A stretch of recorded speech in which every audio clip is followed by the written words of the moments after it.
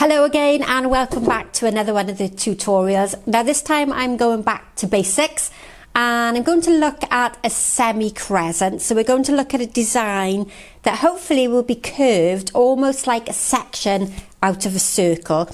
Now a semi-crescent can be symmetrical, so it can be equally balanced on both sides. An inverted crescent tends to come downwards, and I'm going to do a crescent that comes upwards, a little bit like a half moon.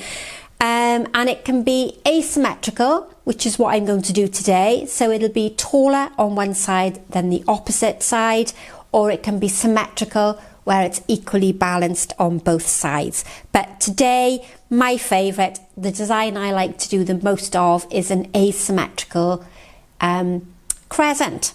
Didn't think what it was called then. Now the main reason that I haven't done this in a tutorial before is because I didn't feel I had a container that was going to do the style justice. We've done the inverted crescent, which comes downwards. And I've been looking for new containers through the summer months. I've been finding different containers and new containers to explain the different shapes. Quite hard to come by. So I've been looking in some of the charity shops, been trying to thrift for new containers. And I've come across this one. It has a lovely colour on the inside, a sort of biscuity beige colour on the inside. And it's a cream. It might be appearing quite white on the camera, but it's a very nude colour, almost like a mink colour on the bottom. Two colours that are very fashionable at the moment for wedding floristry. And it's a ceramic container. Don't know a great deal about it. It's probably some type of a vintage collection. But I thought this is going to be ideal to create this semi-crescent shape. Now, if you can't get hold of a container like mine, you can just use a flat saucer or a flat tray. It just really helps to have the angle on the edges of the container to help you create that semi-crescent shape. Why I'm struggling to say the word semi-crescent, I don't know. Right, okay, so we have a block of floral foam already pre-soaked. Now, I'm not going to use all this foam. That's going to make quite a large design if I was to put the full block in. So what I'm thinking of doing is maybe cutting a third of the block off. I can use that up in another arrangement.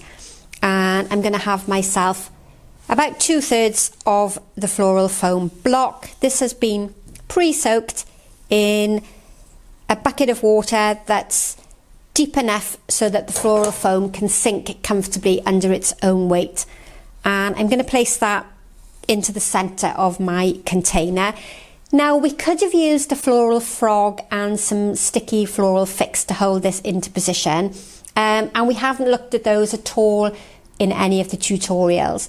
But another mechanic or sundry that we haven't used is the clear floral tape. So I decided that we'd use this today to introduce you to something completely different. Now, in the past, I've always used the green tape to hold my floral foam into place. But if I use the green tape today, then you're going to have a big line of it down the front of the container, or you're going to have it blocking the position that I want to put the flowers into. So if I take the floral foam from left to right over the top, then I'm going to be covering the side sections where a lot of my flower material is going in. So I've decided to use the clear tape instead. And I'm going to take it over the middle of my container, all the way around, and back on itself. Now, this is an ideal tape to use with glass containers or containers like this one where you're going to see a lot of the vase or the vessel or whatever you're using. It's a good strong tape. Could use sellotape if you don't have a lot of materials and a lot of equipment at home. But that now gives me a good strong construction. It's going to hold my floral foam into place without it moving around, but it is far less obtrusive than the green tape itself. And now we're all ready to start. Now, before we start, I'll show you the different materials that I've got to work with.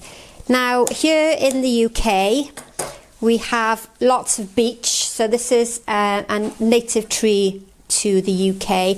This one has been dyed. I think it's been glycerined before I've purchased it. And again, I picked this because it has the beautiful autumn shades to it.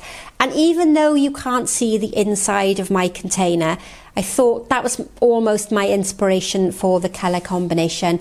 So we've gone with this biscuity beige colour with the beech.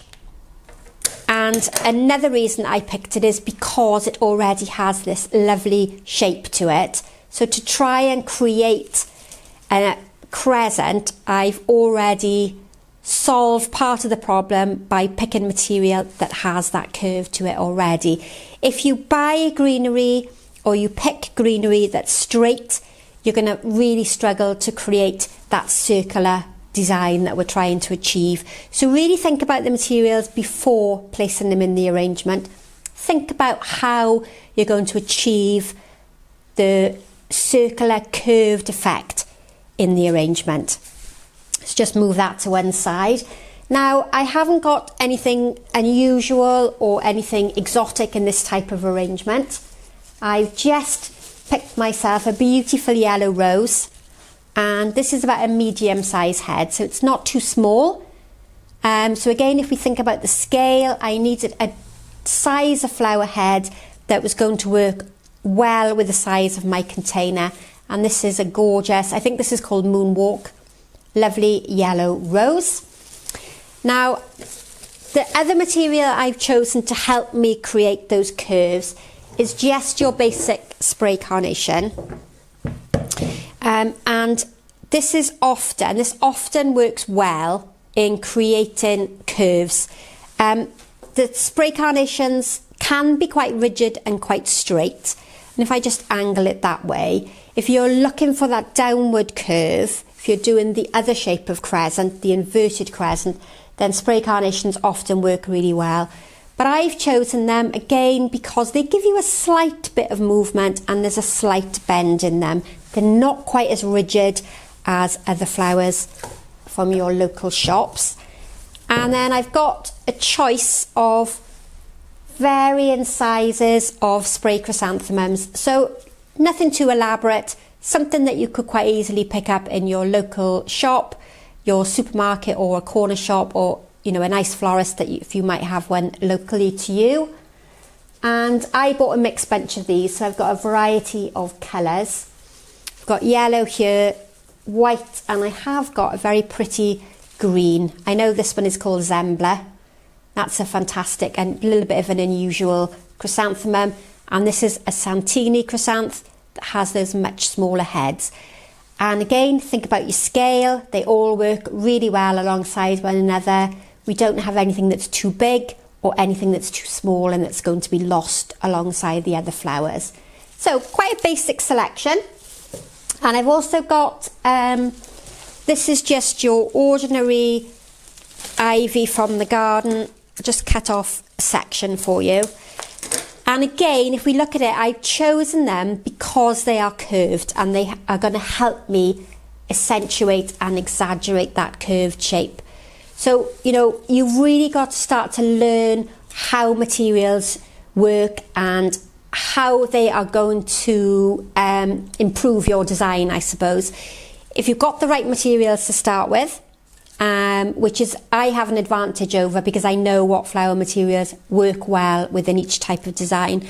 But if you pick the right materials to start with, then you halfway through creating a really good floral design. All right, let's just clear a bit of space here. So as well as the ivy, I've also got, this is Miscanthus, it's a type of grass. It's a beautiful seed head at this time of the year. And again, I've chosen this because it creates that curved shape that I'm looking for and that I want to achieve. It's a fantastic plant to grow in the garden. If you're looking to add some movement and some softness into the garden, any of the grasses, Miscanthus, like this one, is a brilliant example to have.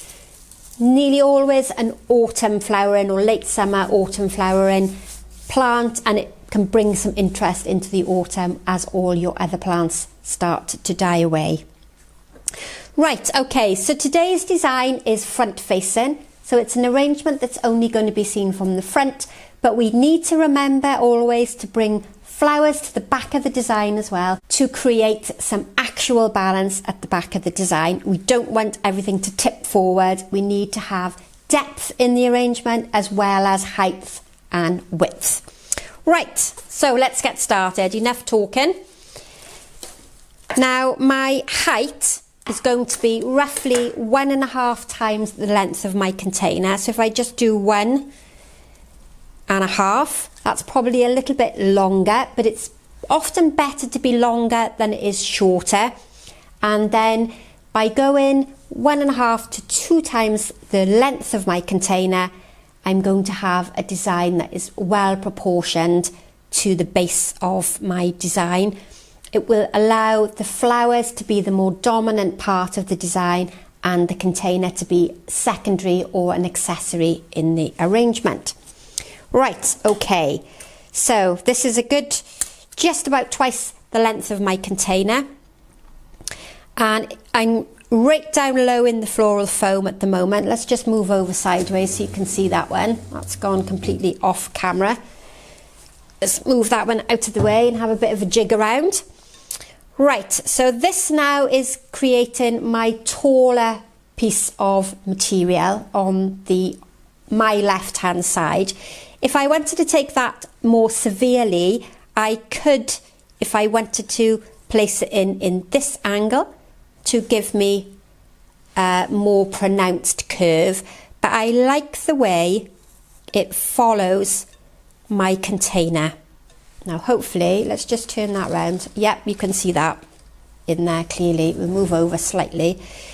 So it's following that lovely curved line of the container. And I've got another piece.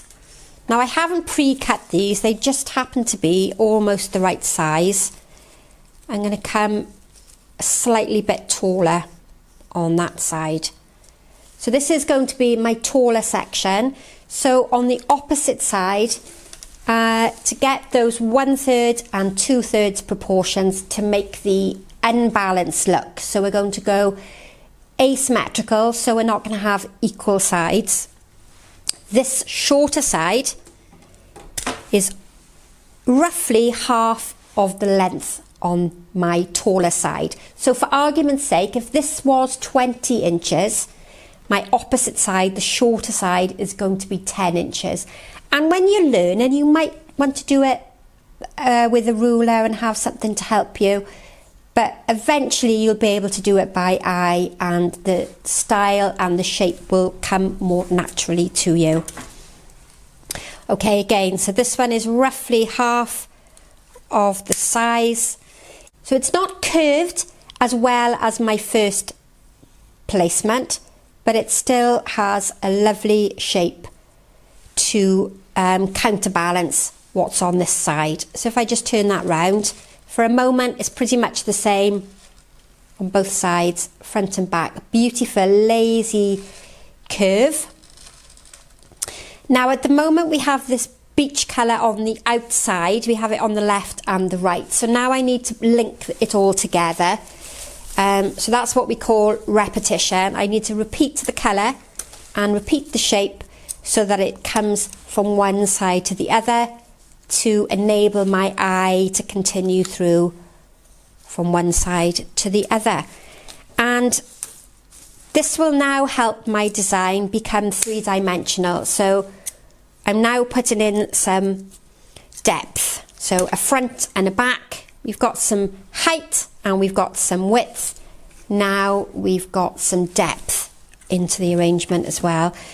And because my container is quite narrow, I'm almost repeating the depth of the container on the front and on the back.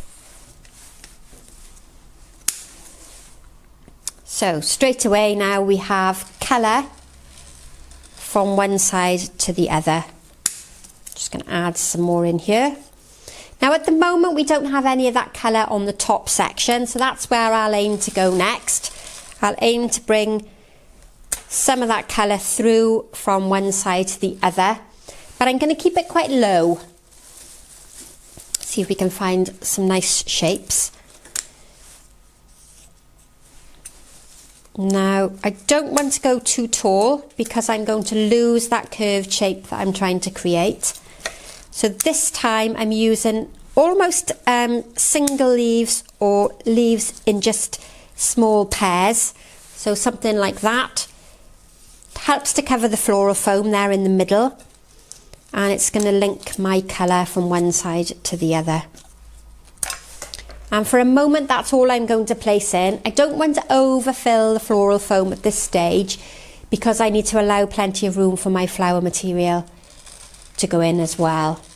But so far I think we've got a lovely shape there. Possibly we could go a bit taller on this side because I've got a stalk here with no leaf on the end.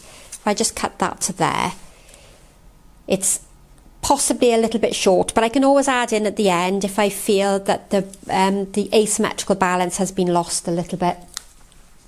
Now to contrast against the brown leaf, I'm now going to introduce some of the berried ivy, and this is going to be giving me contrast in texture and contrast in colour and contrast in shape. So if you've been watching the videos about the principles and elements of design, then this will help you understand how it all works together. So smaller bits can come towards the front, and again I'm looking to create the same type of effect. If I've got green on this side of the arrangement, I need to bring it through the middle and over to the opposite side. Now this piece was beautifully curved, so that's going to give me a lovely section here at the front. Now the birch is quite thin stemmed and sometimes it rotates a little bit in the foam. As we keep adding more materials, it'll almost secure itself into position. So a few smaller bits for the front, and again a few smaller bits in the middle section. Keep that where I want it to go. Now if I just show you this piece here with the two sections on the top, our eye is being sent out in two completely different directions. The top flower gives me a really nice curve, or the top seed head I should say gives me a nice curve. So by cutting off that other piece, the bit that was shooting off in the opposite direction, by removing it, I now have a much better shaped, curved material to go on the shorter side here. So how's that coming together so far? Hopefully that's working really well. Now in the focal point, when I find where I've put my scissors, in the focal section here, in the more dominant section in the middle, I'm going to use some of the larger ivy leaves. So we've got that sort of size there, a little bit bigger. And I'm going to try and find 3 of the largest leaves. What I'm going to do with these, I'm going to place them in towards the middle of the arrangement. It's going to be where my focal point and my dominant section of the arrangement is going to be. So these are going to come towards the focal point in the middle there. So what you now have is a very busy section, but a far more calming and resting section here in the centre with a few of those big ivy leaves.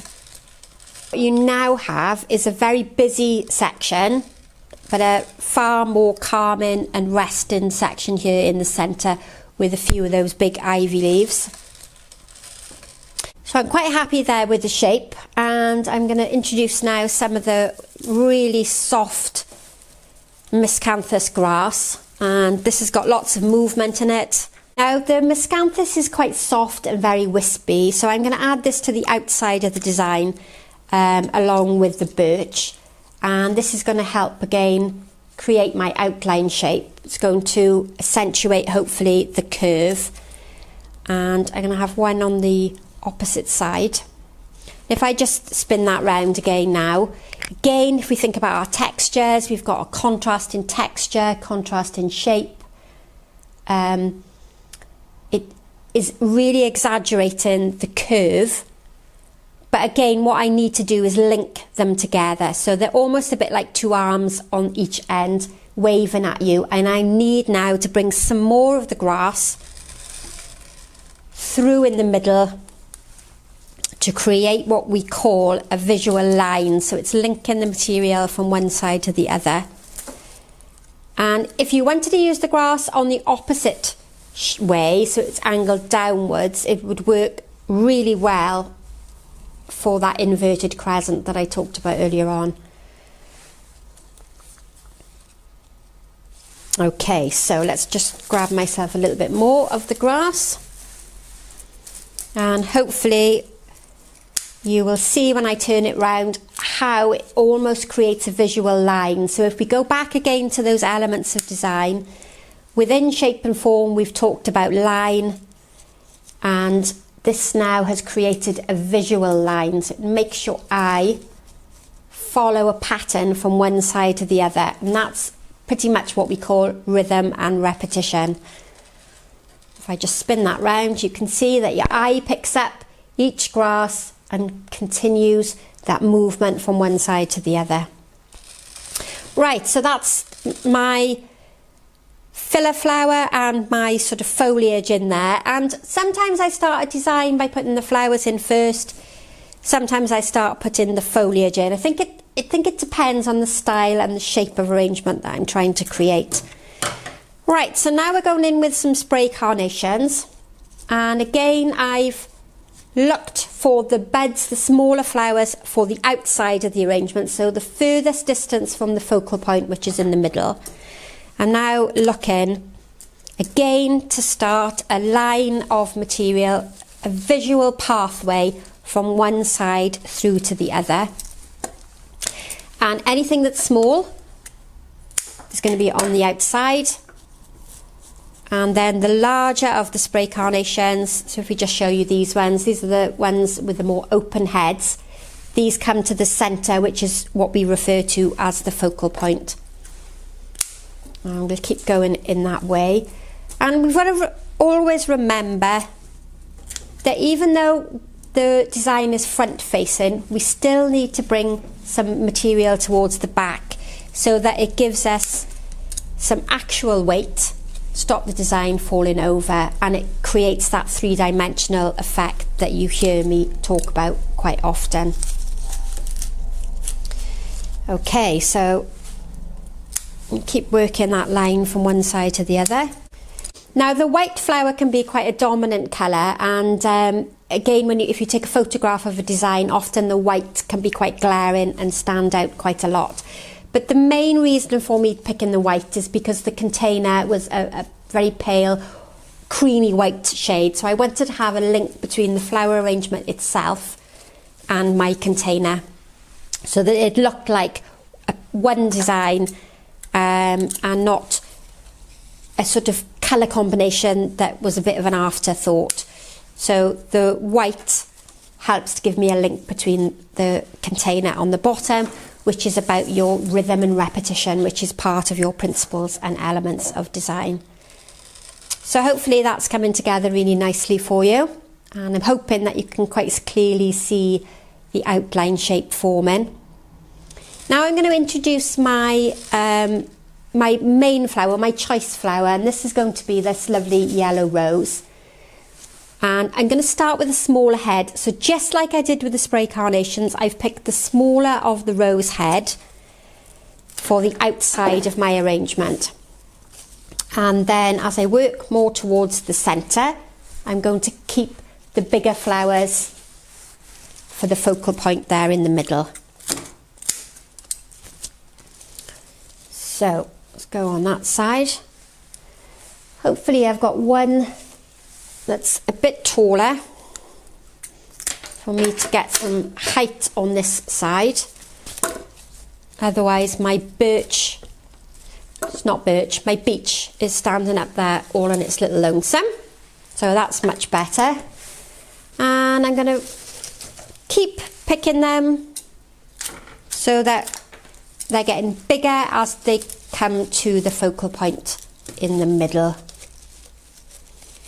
So I'll just turn that round.